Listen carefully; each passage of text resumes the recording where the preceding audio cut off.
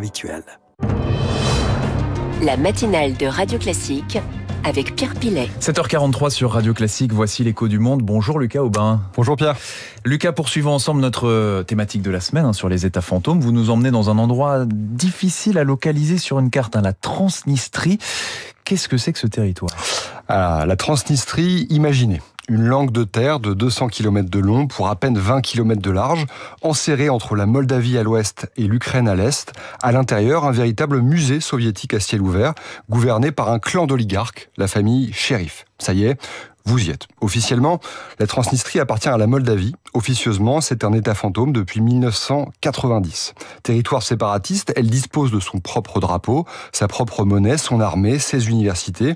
Mais aucun État au monde ne la reconnaît, pas même la Russie, pourtant son principal soutien. Et pourtant, quand on entre à Tiraspol, la capitale, tout semble fonctionner comme ailleurs. Commissariat, bureau de poste, école.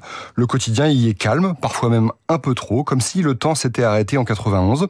Les statues de Lénine trônent encore devant les bâtiments publics, les slogans soviétiques sont restés, et la nostalgie aussi. Vous nous parlez d'un territoire séparatiste, Lucas. Alors pourquoi s'est-il séparé de la Moldavie ? Alors, tout remonte à la fin de l'URSS. En 90, alors que la Moldavie veut se rapprocher de la Roumanie et du monde occidental, la Transnistrie prend peur, elle proclame son indépendance avec l'appui tacite de Moscou. En 92, un conflit éclate entre les séparatistes et l'armée moldave. Il fera plusieurs centaines de morts avant qu'un cessez-le-feu ne soit signé. Et depuis, un gel total. Ni paix, ni guerre, le statu quo. Désormais, la Transnistrie vit dans une bulle. Elle continue d'exister grâce au soutien politique, militaire et économique de la Russie. Des soldats russes y sont d'ailleurs encore stationnés aujourd'hui. Et même si Moscou ne reconnaît pas formellement son indépendance, elle la maintient à flot, hors de portée de Chisinau, la capitale moldave. Oui, justement, la Russie, quel intérêt a-t-elle à soutenir cette enclave ?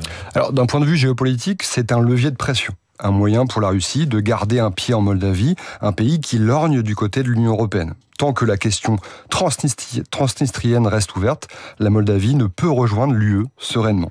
C'est un peu comme un caillou coincé dans la chaussure d'un marcheur européen. Mais au-delà de la stratégie, il y a un discours idéologique. La Transnistrie est présentée par Moscou comme un bastion du Ruski Mir, le monde russe, un territoire à protéger contre l'influence occidentale. Pourtant, dans les faits, les jeunes fuient vers l'étranger, le chômage est massif et la population diminue. Et puis, fait original, il n'existe pas de peuple transnistrien, pas d'ethnie transnistrienne, pas de langue transnistrienne non plus. En fait, ce qui unit cette enclave, c'est une idéologie, celle de l'héritage soviétique. Un imaginaire politique figé, où le passé devient la seule boussole. Mais avec un paradoxe de taille, derrière ce vernis se cache un pouvoir opaque.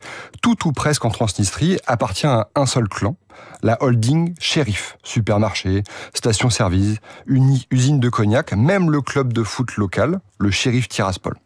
Ironie de l'histoire, l'héritage soviétique est donc entre les mains d'un groupe ultra-capitaliste protégé par le Kremlin. Alors, expérience un peu plus personnelle à présent, puisque Lucas, vous êtes allé sur place en Transnistrie. Qu'est-ce qui vous a marqué dans cette enclave que vous nous décrivez donc comme figée ?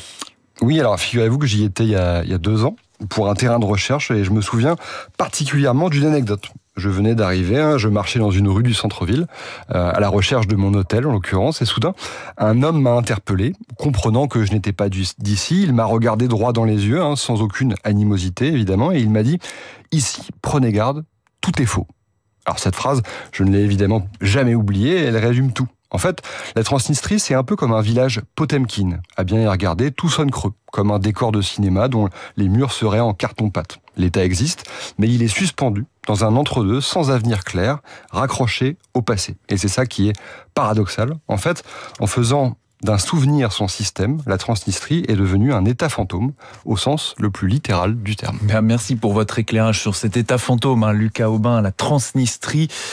Les États fantômes thématiques de l'écho du monde cette semaine. À demain pour en apprendre davantage. Chronique à retrouver sur l'application et le site internet de Radio Classique. Voici à présent le meilleur du journal imprévisible à 7h48 sur Radio Classique. On les a glissés pendant des années dans les Walkman, les chaînes hi-fi, les cassettes audio. Elles sont de retour. Marc Bourreau est avec